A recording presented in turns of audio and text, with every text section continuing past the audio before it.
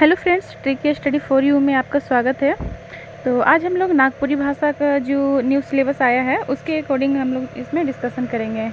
तो देख सकते हैं आप लोग कि इसमें क्या क्या हम लोग को पढ़ना है।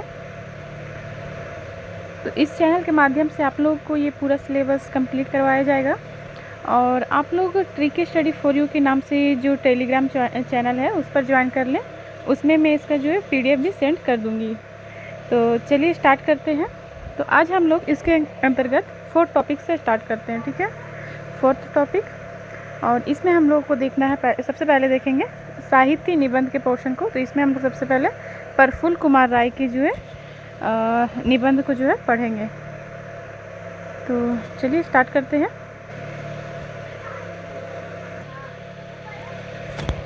तो हम लोग इनका जीवन परिचय देख रहे हैं सबसे पहले, उसके बाद इसकी इनकी शिक्षा कहाँ से हुई, इनकी क्या क्या रचनाएं हैं, वो सभी हम लोग देखेंगे। तो सबसे पहले देखते हैं इसका जीवन परिचय। तो प्रफुल्ल कुमार राय का जन्म 8 फरवरी 1932 ईस्वी के पहाड़ बंगरू में एक तो साधारण वैद्य ब्राह्मण, ठीक है, घरे होए रहे। तो इनका जन्म कब होता है? तो 8 फरवरी 1932 ईस्वी को पहाड़ बगरू में और किसके यहाँ? तो एक साधारण वैद्य थे, ब्राह्मण, उनके घर जो है इनका जन्म होता है। पहाड़ बगरू सिसई में पड़ेला। जो पहाड़ बगरू है वह सिसई में पड़ता है, जे अब गुमला जिला में आएला, जो कि जो है अब कहाँ पड़ता है सिसई? तो यह गुमला जिला के अंतर्गत आता है। इनकर जिंदगी कर सांझ 6 फरवरी 1991 ईस्वी में होलक, यानी कि इनकी मृत्यु कब हो जाती है? तो 6 फरवरी 1991 में। जे नागपुरी कविता जगत कर बहुत बड़ कवि कहल जाए न। छवि बेरा इनकर विशेष लगाव नागपुरी से रहे। राय जी अपन जिंदगी में बहुत संघर्ष कर रहे हैं। तो राय जी किसका उपनाम है? तो यही प्रफुल्ल कुमार राय जी का है। ये जो है अपनी ज़िंदगी में बहुत संघर्ष करते हैं। अब हम लोग देखते हैं इनकी शिक्षा।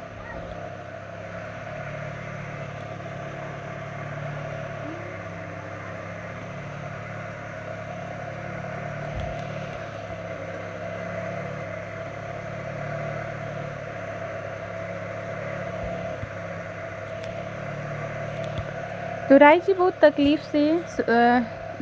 से शुरू में देहाती कर स्कूल में पढ़ेला, यानी कि बहुत तकलीफ़ से, बहुत प्रॉब्लम से जो है ये अपने गांव के ही स्कूल में पढ़ते हैं। मैट्रिक कर परीक्षा देहाती से दिले, ओकर बाद आगे कर पढ़ाई करे के लिए रांची आले और से बेरा रातू रोड में अपन एगो छोटे मोटे घर बनाए ले 1950 ईस्वी में ICOM कर ले, ठीक है। फिर 1956 में BA कर ले। स्नातक शिक्षा तो वाणिज्य में होलक, मुदा नागपुरिया गीत मन में बेसी सबक रहे। सही चलते सुंदर गीत मन और कविता मन लिख ले। देखिए क्या होता है कि ये अपनी पढ़ाई कहाँ से करते हैं? तो अपने गांव के स्कूल से ही करते हैं। वहीं ये मैट्रिक का एग्ज़ाम भी देते हैं। उसके बाद ये आगे की पढ़ाई के लिए रांची चले जाते हैं, ठीक है। और उस समय ये रातू रोड में ही छोटा मोटा जो है काम वगैरह करते हैं और वहीं अपना घर ले लेते हैं। उसके बाद 1950 में ये ICOM करते हैं। देन 1956 में ये BL करते हैं, ठीक है। उसके बाद स्नातक तो हो जाता है इनका वाणिज्य से, यानी कि कॉमर्स से। लेकिन इनका जो है विशेष जो रुचि रहता है वो नागपुरी गीत में रहता है, ठीक है, नागपुरी गीत में रहता है। इसलिए ये जो है नागपुरी का सुंदर सुंदर जो ये रचना करते हैं, कविता का रचना करते हैं। अब उसके बाद देखते हैं सेवा और दोसर काम, मतलब इसके अलावा जो है ये क्या क्या करते हैं प्रफुल्ल राय जी।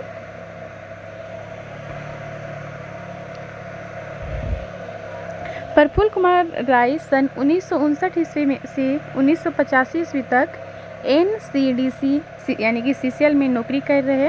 हुआ उप कार्मिक प्रबंधन प्रशासन कर पद पर कायम कर रहे।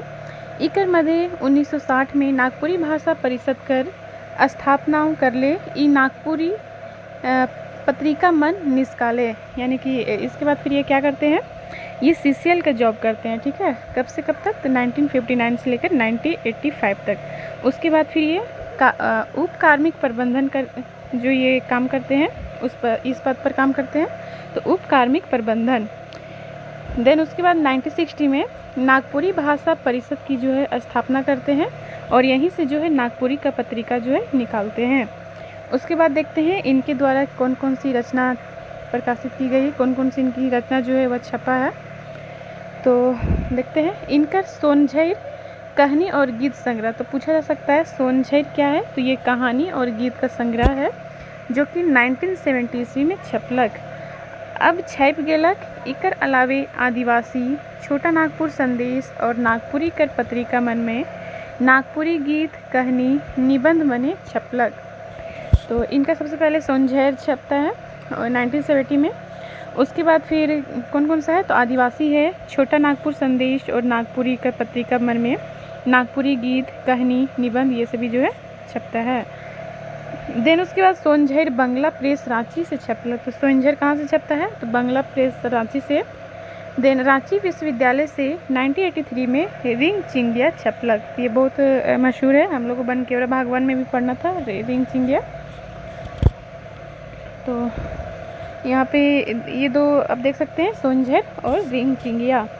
अब उसके बाद देखते हैं बेछपलक रचनामन, यानी कि वैसे रचनामन जो छप नहीं सका। तो उनकर उपन्यास शंकर गोटेक जिंदगी नी छपाई सकलक। कौन सा, तो शंकर गोटेक जिंदगी। और देरे गीत कविता मन एखनो बेछपायल है, यानी कि और भी बहुत सारा गीत कविता है जो कि नहीं छप सका है। हाल हो वो हमेशा नागपुरी भाषा सहित में सेवा में लागल रहेला। अब देखते हैं उनकी उपलब्धियाँ। तो उनकी क्या क्या उपलब्धियाँ हैं, तो विक्रमशिला हिंदी विद्यापीठ भागलपुर में इनकी साहित्य वाचस्पति पर मानद उपाधि से सम्मानित कर ले। तो इनको जो है इससे जो है उपाधि मिलता है, तो कहाँ से, तो विक्रमशिला हिंदी विद्यापीठ भागलपुर में। उसके बाद देखते हैं इनकी काव्यगत विशेषता। तो कवि कर एगो कविता फागुन में फागुन कर आयक चित्रण आहे, जे ओकर जायको वर्णन आहे। कवि कर एक क्षण जीव कहेल कि फागुन आवी तले, दूसरे ही क्षण में जीव कहेला कि फागुन तो आयक लायक है। यानी कि एक क्षण में कहता है कि फागुन आने वाला है, तो दूसरे क्षण में कहता है कि फागुन आयक लायक है। फिर कखन निक कखन कौन बट ली झमकती लुझकते फागुन आ जाइला। फिर किसी तरह जो है फागुन जो है आ जाता है। उसके बाद देखते हैं यह गीत है, जीव कहलक फागुन आवी, यानी कि मन कहता है फागुन आएगा। तले ई जीव कहल फागुन आवत है। उसके बाद जो है ये जीव कहता है कि फागुन आ रहा है। यह सब गुने बुझे माजे कखन ने कखन कौन बटले झमकते फागुन आलक। इसी बीच जो है किसी तरह झमकते झमकते क्या होता है कि फागुन आ जाता है। फागुन कर आवल पाछे प्रकृति में का बदलाव होएल ओकरो सुपट वर्णन करल आहे। फागुन आले धरती आकाश बतास में, गछ वृक्ष में, रौद में, छाई में सुंदरता मैस जायल, बन में बन फूल फूलेल। फागुन कर साज सिंगार उसने है होएल जैसन बिरहनी कर आस। गछ वृक्ष कर डायर में नवा नवा लुदाल पतई निस्केल। परास और सेमैर फूटकल और कुसुम कतना रंग मन से भीन जाइला। तो यहाँ इसमें पूछा जा सकता है कि फागुन के आने के बाद जो है क्या क्या होता है, फागुन के आने के बाद प्रकृति में क्या क्या बदलाव होता है, तो ये पूछा जा सकता है। तो फागुन के आने के बाद धरती आकाश बतास में, गछ वृक्ष में, रौद में, छाह में जो है सुंदरता में जाइला, सुंदरता उसमें जो है बिखर जाता है। बन यानी कि जंगल में बन फूल फूलेला। फागुन कर साज श्रृंगार उसने होइला जैसन बिरहनी कर आस। गछ वृक्ष कर डायर में नवा नवा लुदाल पतई निकलेला, नया नया पत्ता निकलने लगता है। पराश और सेमैर फुटकल और कुसुम कतना रंग मन से भीन जाइला। उसके बाद फिर इस पर भी एक गीत है, वो देखते हैं।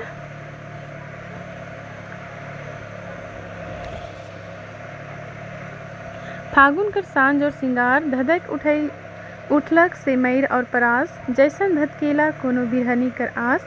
मन करी तरास अनुपम अभिलाष। नवा नवा लुदाल पतई चिकन फुटकल कुसुम और फुटकल रुख मन में। तो ये गीत आपको पूछा जा सकता है, या तो इसमें फिल इन द ब्लैंक्स देकर इसमें पूछा जा सकता है। जैसे कि फागुन कर साज और, तो यहाँ फिल इन द ब्लैंक्स दिया जा सकता है। तो सिंगार, तो इस तरह से आपको ये याद रखना है। नेक्स्ट देखते हैं। फागुन कर बिहान में जखन दूर क्षितिज बटले सूरज देवता उगेना से पहर कतई निकतई बरन कर चरई मनक चेरे बेरे गूंज उठेला। यानी कि फागुन कर सुबह में जिसमें दूर क्षितिज बटले सूरज देवता उगेना, जिसमें जो है कि दूर जो है बहुत दूर सूर्य जब उगता है उसमें क्या होता है कि पहर उस समय जो है कितना चरई मनक यानी कि चिड़िया जो है चेरे बेरे जो है गूंज उठेला, यानी कि चिड़िया अपनी आवाज़ से बिखेरती है। उसके बाद देखते हैं, उस पर भी एक गीत है। उगत सूरज बेरा मुखरी थोलक कतई कतई बरन कर चरई कर चेरे बेरे से रनबर में जागलक अंदोर। तो उष्णेहे फागुन कर चांदनी रायतों कर बखान करते कवि कहन की गोटा लीला आकाश कर तरेगन मांझे चांद उगल आहे जेकर से गोटा बन में इंजुरिया पसरल आहे।